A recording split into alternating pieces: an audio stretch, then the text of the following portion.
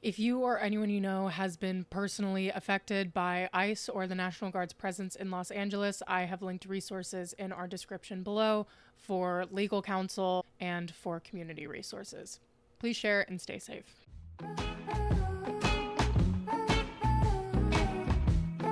Hello, everyone, and welcome back to Cringe. I'm your host, Emma Gemma, and I bet you're fucking shocked to see me here 2 weeks in a row. I know you are. I know you thought I was just going to come back and like it was going to be nothing going on. We're hopping right into it because what do we got? Internet, let's go. Runtime, let's go. New episode, let's go. It's Cringe summer. The hottest people are watching two things this summer, and that's Cringe and Love Island. Those are the top two. Top two going on right now. Speaking of Love Island, at the end of the episode, I do want to do like a quick Love Island debrief because I'm finally up to date on Love Island. I am like watching them as it comes out, which is new for me because last summer I was like 3 weeks late. So I was always playing catch up. So I have a lot I need to talk about. And I didn't realize how fun it was like watching it at the same time as everyone else. You know what I mean? Because now I get the memes. I know what's going on. Guys, I'm so scared I have hot Cheetos all over my face. I tried recording this about 45 minutes ago and I nearly had a crash out. Like, I'm sitting here and I'm literally going, oh my God, this sucks. God, you're so uninterested. Are you fucking kidding me? I'm like crashing out, and then my lighting just turned off. And once that happened, I just went, okay. And I got up and I went and I made a sandwich. And I slapped some hot Cheetos on there. For me, a sandwich is just a vessel in which to get hot chips in my mouth. And I'm going to tell you my sandwich order and you're going to judge me, and I don't care. I don't care because to me, like, this is the perfect combo. Because to me, the sandwich is about the chips. Hear that one more time. The sandwich is about the chips. Okay, I'm going to be really vulnerable right now. I'm going to tell you my at-home sandwich order. I have another sandwich order, but this, like, if I'm making something at home, this is what I'm making. I'll really take any type of bread. I prefer a sourdough. I also do like wheat bread, but I do usually prefer a sourdough. Do not toast it. You're going to put mayonnaise on it. Oh my God, shut up, you guys. Grow up. Grow up, it's eggs. Grow the fuck up, it's eggs. So I put mayonnaise on it. Then I put turkey. Then I put lettuce. Close the sandwich. That's it. I don't fucking care what you guys have to say. Close the sandwich. Open it back up if I want to put the hot Cheetos directly on the sandwich. That's always fun. But sometimes I'm not in that mood. It's a little too messy. Hot Cheetos or Takis always on the side. Always on the side. If I'm going to an actual sandwich place, I will usually get pretty much like a BLT. That's pretty much what I'll get. Maybe no. Wait. Oh, I thought the T in BLT stood for turkey. No, that's not what I get. If I'm going to like a deli, I'll get once again, usually sliced sourdough bread. I don't really like rolls. I feel like I'm breaking my teeth every time I eat them. Sorry, sandwiches are really important to me, as you can tell. And you probably don't think that because you just heard my sandwich order, but I don't fucking care. I hold it close to my chest. It's serious for me. I really don't care what you guys have to say. I'm proud of it. I'm proud. If I'm going to a deli, I'll get sliced sourdough, mayo again. Yeah, I don't care. Sometimes ranch. It used to be ranch. Oh my God, stop screaming. There's like a fucking car crash in the background. Done. 17 car pileup found on the freeway after I said my sandwich order. Deli sandwich order, sliced sourdough bread, turkey, mayo, lettuce, bacon, tomato if I'm feeling frisky, onion. See, I just can't cut onions myself. I start crying. I can't do it. I really just can't do it. It's not even like a funny, like, oh, it makes me cry. No, it's genuinely like psychological warfare. Like, I think if I ever became a prisoner of war, they wouldn't really have to do like sleep experiments. They would just ask me to like go on MasterChef and cut an onion. I can't do it. I need to get goggles. I'm gonna, oh my God. I really am. I have to be that person that wears goggles while cutting onions. I'm having this revelation about myself. I'm just like sensitive to everything. This isn't the topic of today, by the way. I can genuinely feel that sandwich healed me, because if you heard how I was talking earlier, I was literally going, hi, welcome back to Cringe. So today we're going to talk about, So I'm just really like breathing in this love and light, and this energy that this beautiful and valid and delectable homemade sandwich has provided. I also usually eat my deli sandwiches. I pair it with a lemonade on the side. I used to get this is like a cult classic for me, is a raspberry Arizona. Oh my god. Oh my god, that will make a girl just weep. Make a girl break out in tears. So damn good. I remember vividly in middle school, like we had a deli right next to our middle school, and we would walk on Wednesdays because we got out early to get this deli. Oh my god, you couldn't tell me anything with my damn deli sandwich and my Arizona raspberry iced tea. You can't. It was just divine. It was just divine on a summer's day. On a summer's day, you just couldn't talk to me. You know what I mean? I don't know what this accent is turning into. But yeah, I can just feel like the energy flowing through me. And I've also just been having like a rough day in terms of Fortniting. Guys, I'm so fucking pissed. I'm so mad. I'm so fucking mad right now because I got so fucking good. And I know everyone was hating on the Star Wars theming, whatever it was. They didn't like the game. Look, I've never played Fortnite before. I showed up, there was unlimited ammo. There were lightsabers. I understood that game to a T. Up until they got rid of it like 2 days ago. Now I feel like I'm back at square one. Everyone is back and playing again because everyone fucking hated the Fortnite thing. I was getting victory royales like once a day.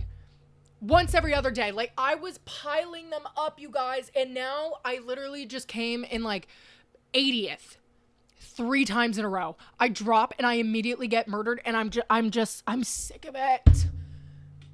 Guys, I'm fucking sick of it. I can't do this right now. It's just like when you work so hard for something and like you can just see that like all the progress you've made is just going backwards, and like this business that you've built on your back.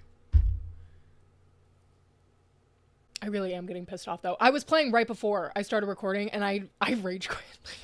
My controller doesn't work either. Like I play on an Xbox One. It's old as fuck. I got it for free though. Shout out AJ Link. That man one day, he just texted me.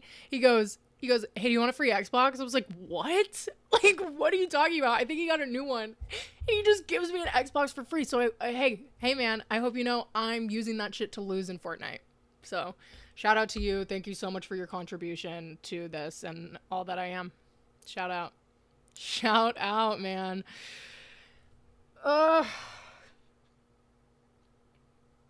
Guys, I can't get over how bad I am. And I didn't know that they like wipe your levels. Like your levels are gone. I was like level 73. I played for 3 weeks. And so I'm like, okay, like I'm going to keep climbing. Cause I saw someone that was level like 300. So I was like, oh, this person must have been playing for a long time.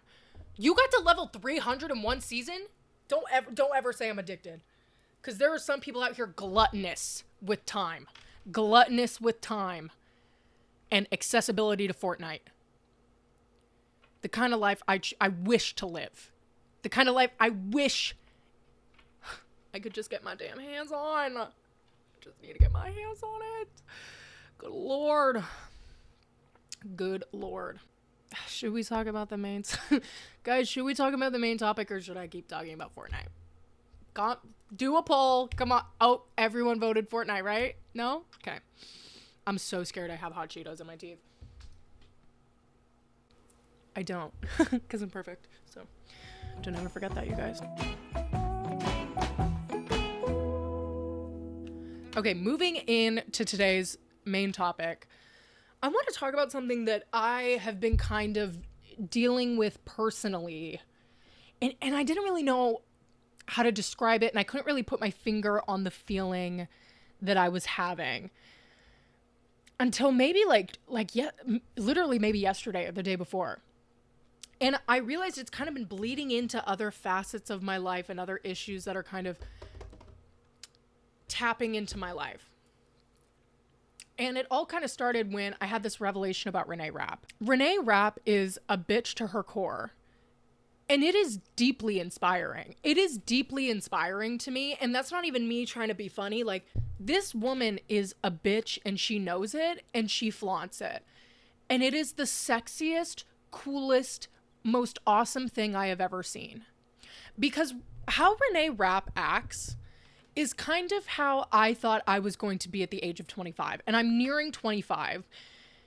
And I feel like I have turned into a people-pleasing machine. And I don't use that phrase lightly. It's kind of, people-pleasing to me is one of those phrases that I think people use too often. Kind of like when people use like gaslight too much, or like OCD, or like they didn't have your like vanilla cold foam at Starbucks, and you're like, the trauma that I have with this Starbucks, which, girl, I get it. Been there. Been in the trenches. Don't you worry, girl. Oh, God. But it's not one that I like to use lightly, but this is something that I've identified very deeply within myself that has become a problem. People pleasing has become a really big problem for me, to the point where I don't know how to say no. And I feel like I, as a person, and maybe some of you can relate to this, I was always kind of seen as a kid as like the problem kid. Like here's the thing. I was just a very outspoken child. I would talk back. If something felt unjust to me, I would try to make it just. I would point out, this feels unfair. And I would always get this feeling from the parents around me that I was like too much to deal with. Not like my parents, but like other people's parents and like teachers or whatever, that I was kind of this... like, my personality was too big for my body. Like, I was just this tiny thing that had a lot to say, and a lot of the times it was too much. And I always felt this, like, ferocity within me. Like, I felt ferocious a lot of the time. Or that's how people saw me. And it started to become a problem, like, in middle school and high school, because I would be... Okay, as an example. You grow up, you move through friend groups a little bit. It didn't matter what friend group I was in. Let's say a problem arose between a girl named Jane and Lizzie, okay? I'm not friends with... I never had a friend group with those names, so know that. Let's say there was a problem between these two girls. The entire group kind of knows about it. You're talking in the group chat about it. There's a side group chat where you're talking about it. Okay, everyone knows. Everyone knows if there's a main group chat with at least 5 girls, there is at least... I don't know. There's at least 4 other group chats with different variations of girls that aren't including at least 1 or 2 of them to discuss what's happening in the main group chat. Okay? This is girlhood. This is girlhood. This is how it works. So, stuff's happening in the group chat. People are saying their piece. I'm adding mine. I'm a part of the discourse. It comes to a head, whatever the situation may be. And for some reason, it always felt like what I said held more weight than if one of my friends said the exact same thing. We could say the exact same words to the exact same person, and for some reason, my stance on it became such a bigger problem and became a focal point. And I don't know, I look back now and I think it was because I still speak with such certainty even when I'm so uncertain, when I have no idea what I'm doing. For some reason, I have this voice where I think people trust me. Also, they say that if you're taller, people just think you should be in charge more. That is like a psychological fact. And I always said that growing up. I was like, I'm the tall one. Whenever there's a problem, people blame it on me. And that's not me saying I never did anything bad. Guys, I was perfect. No, I was a shit. Okay. I did a lot of things that shit teenagers do, just like every other shit teenager. But it always felt like there was something, if I did the same thing as someone, it was taken as like I literally just like punched you in the face. I actually just took my car and ran it over your leg. And then when I saw that I hit you with my car and your leg, I backed up over your other leg. I had to make sure that I really got the job done. So over time, especially once I got like to college and I had this friendship breakup fairly recently too. It's kind of been like since college. I have found myself becoming more and more small is the best way I can put it. And I find myself saying the phrase, yeah, whatever you want, a lot more than I want to. I took people's perception of me as being a bitch. And you're probably like, Emma, how did you know people thought you were a bitch? Listen to this, okay? This is the example I just love to use because to me, it finally defined what I felt once I realized it. So in high school, we always, for our homecoming, we always did these like skits. And I would try out for the main part. So junior year, I tried out, our theme was SpongeBob. I got Plankton. Oh, okay. All right. Senior year, I tried out to be Sandy from Grease. I got Rizzo. Come on, you guys. Like, are we fucking serious? Like, they typecasted me as a bitch. Like, I got typecasted as the villain all the time. And it just like, oh my God, it drove me nuts. It drove me fucking nuts. But also, senior year was really funny because I was like, oh, so you guys think I'm a bitch and I'm gonna get pregnant? So when I just, it drove me crazy. Like, I don't want to harp on high school, but like, once I figured that out as an adult, like, looking back, I was like, oh my God, it was right in front of me. It was right in front of me. It was how I saw myself as like, yeah, like, I'm chill, whatever. I could be the main character, whatever. And I was always the fucking antagonist. And so I would just like, you know, things would happen, friendships would fall apart. And I would look back on these things and I'm like, people have always thought this about me. And so I started making myself smaller and smaller and smaller and just being more agreeable and, you know, honestly letting people walk all over me. That's what, like, going back to why the fuck was I in a sorority 101.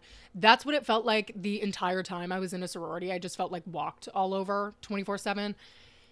And I would just think so often, 14-year-old me would never put up with that. Say that one more time.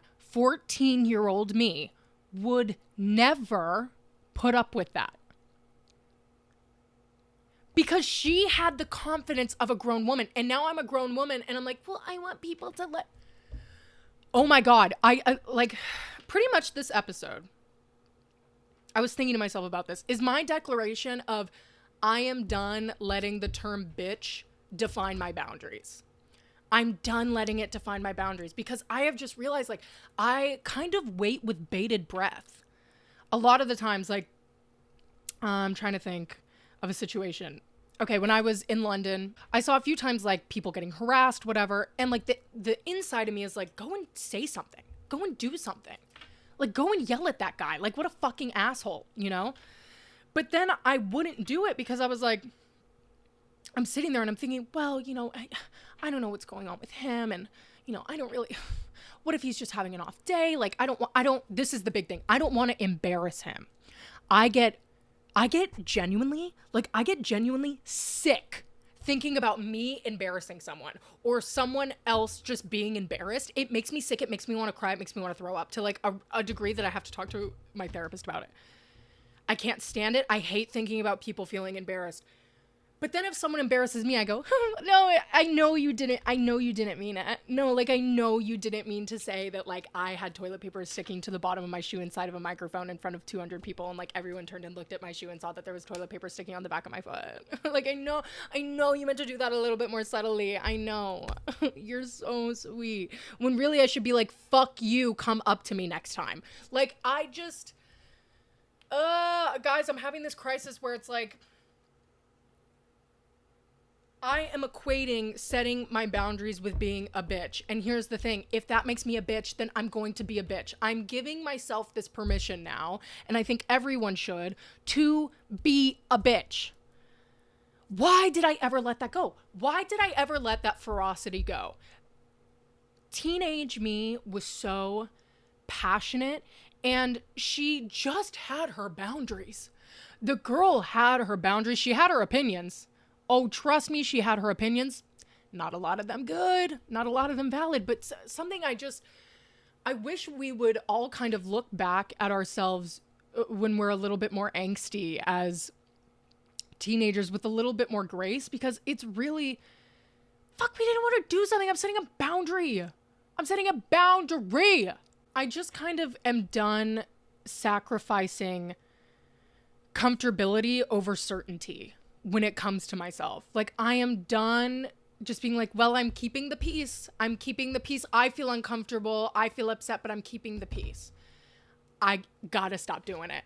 Gotta stop doing it because it's not serving me. It's actually making me very angry. It's bitch to me is an endearing term when I think about how I act in terms of my boundaries. Like, that's not me saying I'm a bitch, like I'm terrible. No, like I'm going to be a bitch. I'm going to stand up for myself. And if that's what a woman is labeled when she is loud and unapologetic and sets her boundaries and knows what she needs from people, then oh my God, I'm going to re-become the biggest bitch you've ever met. Because I can't do it anymore.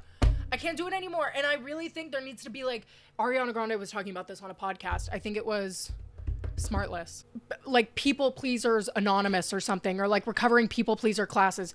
It needs to happen. It needs to be studied. Kind of steering into a subtopic of this whole when do I get to be a bitch thing. I kind of have this thing where I have such unrealistic expectations for myself when I'm being someone's friend. Like my expectations for friendship are not the expectations that I put on myself when I'm being a friend to someone. If that I think I said that right. Okay, so let's talk about my friend Erica, my beautiful friend Erica right here, who, guys, I miss every day. Oh my God, I miss every day. Erica and I, she's my best friend that I met while studying abroad. Now, Erica and I, since we've been back, we talk like every few days. We try to keep up. It's, it can be difficult. She lives in Florida. I live in California. Two super sexy people in sun states. What can I say? I don't expect Erica to like drop everything and like constantly talk to me 24/7. I don't, because I know Erica has a life and Erica has things to do. When a friend of mine texts me, I feel this overwhelming obligation to immediately respond. And if I don't respond immediately, I will just not respond because I get too anxious. I get too freaked out. My biggest toxic trait, and I know people are going to be like, yeah, it is. I can't respond to a text. I get in these weird things where I can't respond to a text and I just like isolate and I'm like, no, get away. Don't know why you're texting me. I don't know why you're texting me. I'm just going to let you down, especially when I have to break like bad news to someone. Like I can't go somewhere or I don't know if I can go somewhere. I can't give this perfect answer right away. And I can't please the person that I'm talking to with an immediate, like, yes, of course I can. I will shut down and I will run away. Oh, I'm done. Goodbye. You know what I mean? And I had a situation with this. I had a friendship breakup, I don't know, like a year and a half ago. If I ever get disrespected the way that I did again in a friendship, like I did with this friendship, they will be hearing about it. They will be hearing about it. It was kind of a death by 1,000 cuts situation. I just saw a TikTok where it was talking about like when the friendship ended over something stupid, but now you don't have to deal with XYZ anymore, whatever it said. And it was so true because it was the stupidest, dumbest thing that this friendship broke up for. But I had kind of felt it coming for a while because I felt like I could not place boundaries. So there was an instance where one of the girls was turning 21. And at that time I had extreme flight anxiety. Like extreme flight anxiety. I think I've talked about this on the podcast. In 2021, I got diagnosed with a panic disorder, which is like I had anxiety, but a panic disorder is where you literally panic about panicking and then you have a panic attack. Okay. So I was having like easily during COVID, like 4 panic attacks a day. Seriously. I was constantly on edge. And I just came out of it. I was doing better. I was unmedicated. I was so anxious. I was scared of medication. It was a really bad time for me. And this is like right when COVID is lifting. I felt uncomfortable about going, kind of. I was working at a COVID clinic. And this friend of mine wanted to go to Vegas. It would be kind of like the first big-ish trip since COVID. I think it might have been my first trip. I don't know. And we were flying. And I was already like off my rocker. I couldn't drink. I don't smoke anyway. But I hated being in any sort of state where I didn't feel in control. And I couldn't be at home. Like I was borderline agoraphobic, if we're going to be so real. And I remember like just kind of having this back and forth with this friend on like, I felt this pressure that I needed to go. And to me at that time, getting on a plane, like, oh, I wish you guys could feel what I'm feeling right now. Because I can't explain it enough that, like, I thought if I stepped on that plane, I was going to fucking die. I thought I was going to die. I can't explain it. And it's like I get on this plane and I end up going on this trip. I don't want to. I tell her, hey, I can't drink. Like, I'm feeling so anxious. I tell her, like, the other people on the trip that I can't drink. And then I'm getting fucking shamed on the trip by, like, someone that she brought that I'm not. Why aren't I drinking? Oh, let's take shots. Oh, you're not drinking? Oh, you don't want to take a shot? Come on, like, let's take. I should have in that moment, like, I was being such a people pleaser. This person was like policing my fucking peanut allergy too. Like, I was like, oh, I'm gonna go get Chick-fil-A. We were staying at this restaurant and they were gonna go get Thai food. She's like, oh, so you can get Chick-fil-A but you can't get Thai food? Because Chick-fil-A has, which is a whole other story, it has peanut oil, which I found out the first time I ate it, but it's like refined. So it doesn't have the enzyme that makes you react. So I eat Chick-fil-A all the time. Okay. It felt like this woman was like trying to get, like, saying I was lying or something, or I just didn't want Thai food or whatever the fuck we were going to eat. So I just pulled this peanut allergy card out of my ass. There were so many boundaries that were pushed on this trip. It is insane. And I think back all the time at how little I made myself feel to try and make the other people on this trip comfortable on a trip that I didn't fucking want to be on. And I still came out of it looking like the fucking asshole. And that really should have been, that was kind of like the beginning of the end of that friendship. Because just so much stupid shit happened where it just felt like I was just used as like the martyr for all the problems. Like, and I was like, I should have been more of a bitch. I should have set my boundaries better. And I just look back at like being wronged in these ways of just kind of letting people walk all over me. And I don't like saying that either. Like, I don't want you guys to think like I'm just like, oh, like, poor me, I'm the victim. Like, no, even on that trip, like, I'm sure I did fucking annoying things. I'm sure I did. I just like being able to set your boundaries with a friend keeps that relationship healthy. Me and Erica just traveled around the fucking world together, and not one time did I ever feel like my boundaries were pushed in that way. Ever, ever, ever, ever, ever, ever, ever, ever. And I would never expect her to let me push her boundaries in that way. Do you know what I mean? I really think being a bitch is a lifesaver in terms of friendships. You gotta be a bitch to keep friends. You have to be a bitch to keep people in your life. I think people and myself need to be more like adamant, and I keep using this word, but I think it's like perfect for just how I feel, is like ferocious with your boundaries. I think you should be so ferocious with maintaining your boundaries. Be fierce. Guys, be fierce. Guys, we gotta slay and be fierce with our boundaries. We gotta do it. You know what I mean? Like, everyone is saying it. Everyone is saying it right now. Guys, thanks for letting me say that. That has just like been on my heart, and it's just been on my heart. If you have a problem setting boundaries, I think you need to give yourself permission to be a bitch with limits. I'm not saying go out and like bully your friends, but like if someone is making you uncomfortable, I think it's time to use our big girl voice and our big girl stance, our superwoman stance. I think it's time to make people feel weird about pushing your boundaries when they're known. I think it's time. Okay, guys, switching gears. I have got to... Actually, there's two things I kind of want to talk about. Quickly, I want to talk about Addison Rae's new album. I started listening to it today. I didn't get to it on the first day. New York. No, guys, like I think I've only gotten like 5 tracks in. I didn't get it at first. I have kind of felt like that the Addison Rae hype was a little bit... I don't know. I've listened to her since Obsessed. I really have. Like, I like her music, but I wasn't like, she's gonna save the pop industry. You know what I mean? Like, everyone's like, she's the next pop girl. I'm like, no, like, she has good music and I like it, but I don't know, like, what is it?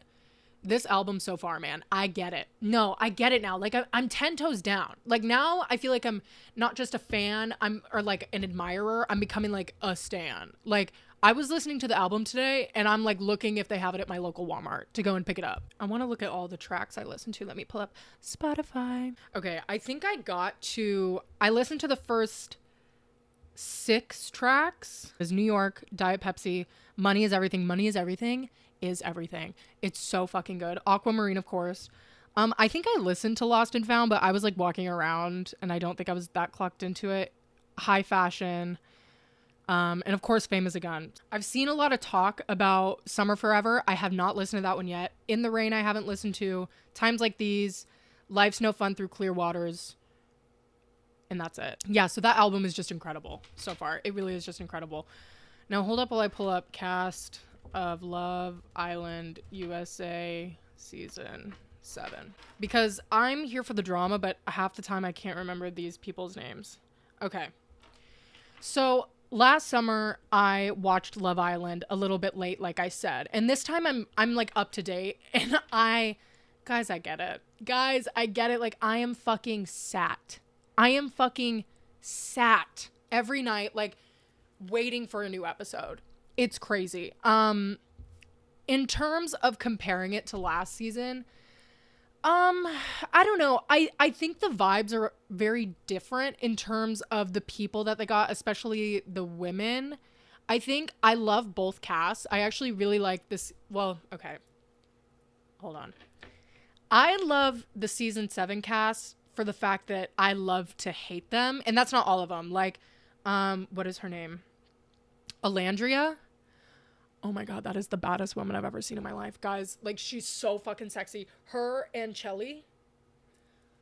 These, like, they are my 2 favorites. They are my 2 favorites. I knew from the second that they stepped out of those cars, I was like, oh my God, no, they're, like, genuinely, their energy is just fucking beautiful. And I think both of them, so great. Now, the girl that is, for better or worse, kind of making the show so far this season is Huda and her partner Jeremiah. And I saw a sneak. Oh my God, guys, like, I'm so fucking excited. I saw a sneak peek, guys. I'm so fucking excited. I saw like the sneak peek for tonight's episode, and Ace, he's another man on the cast, is saying, I forget who he's talking to, but he's like, there's like something not genuine about Huda and Jeremiah. Like, this man is a detective. This man is a detective. And I'm so fucking sad. Like, guys, there is something up. And I think everyone on the outside kind of knows what it is. And it's the fact that Jeremiah does not want to date a woman that has a child. And I think it's very obvious, at least how I feel, that Jeremiah and Huda are both there for the wrong reasons, but they're separate wrong reasons. Huda is like looking for, God, it's not even a father figure for her child. It's like she's like trying to like settle down within the first 4 days. She's like, we're mom and dad. Oh my God. Oh my God. What is this man's last name? What's his last name? Do you know it? Do you know it? Because you would have it if you were mom and dad. Like, what are we talking about right now? Jeremiah is not here for love. He's here to win. And he's here to look sexy while doing it. I'm not going to lie. Like, does he seem toxic? Yeah. Yeah, he's just playing bystander. He's just playing bystander. I think here's what I think happened. I think Jeremiah love-bombed an obsessor. Jeremiah love-bombed someone that just immediately clung on to him. Huda is like, this is my man. Like, her at that little baseball challenge was fucking crazy. You've known this man for 3 days and you're sitting there. Oh God, that is such a meme. I have to add that as a sticker. Maya is making out with Jeremiah and she's sitting there and she's literally going like, fucking, you know what she gives the energy of? She gives me someone that would post on her story a black screen that says, only real ones know, don't text. That is, she would so do that shit. Don't even fucking lie. She is so going on her story and posting cryptic ass shit. Oh my God. If she had access to her Instagram story right now, you know it would be a black screen being like, just can't believe this happened. Only real ones know. Don't fucking text me right now. Don't want to hear from anyone. And then the next story is like, sad to see when people don't care. People crying out for help and get no response. Like, you just get nothing from this woman. You just get nothing. You can't figure out what's going on. And I will say that I find the discussion of immediate sisterhood and like having to band together as women on Love Island weird. It feels very forced. And this is kind of what people were talking about with, they feel like this season of Love Island is going to be more disingenuous, because it's just like, they knew that eyes were on them. They knew that people were going to be watching because of the success of last year. So it's like, it's kind of like they're trying to imitate that, but it's like they can't, because they're completely different people. Like, completely different people. The vibes are completely different. It's just like, I don't know. And that scene of like Huda like confiding in is it Yelissa? Confiding in, God, what is her name?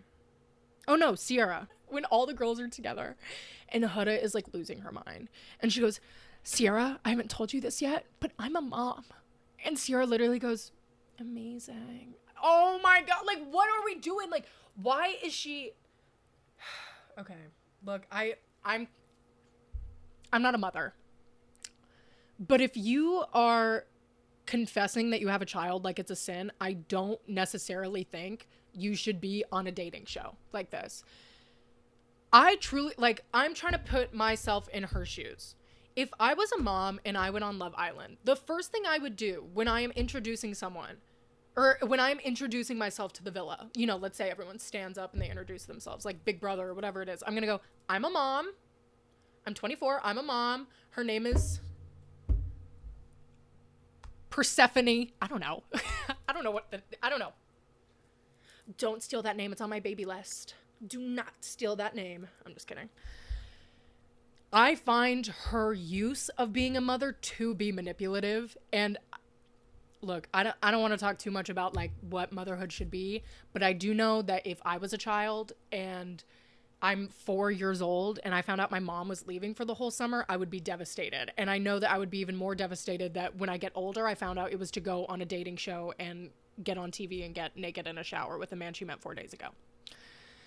And that's what I have to say on that. Okay, guys, that is going to end our episode for today. Thank you guys so much for listening. Thank you guys for putting up with me and just getting it all out there. We do have a few new places that you can listen to Cringe. You can tune into Cringe now on Apple Podcasts, Spotify, Amazon Music, and of course you can watch us on YouTube.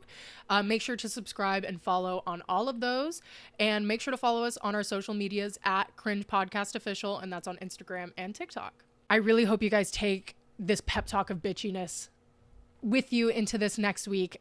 Lead ferociously. I don't know, into that good night or something. I don't fucking know. Okay. I love you guys all so much. Thank you so much for watching. Have a great rest of your week. Bye.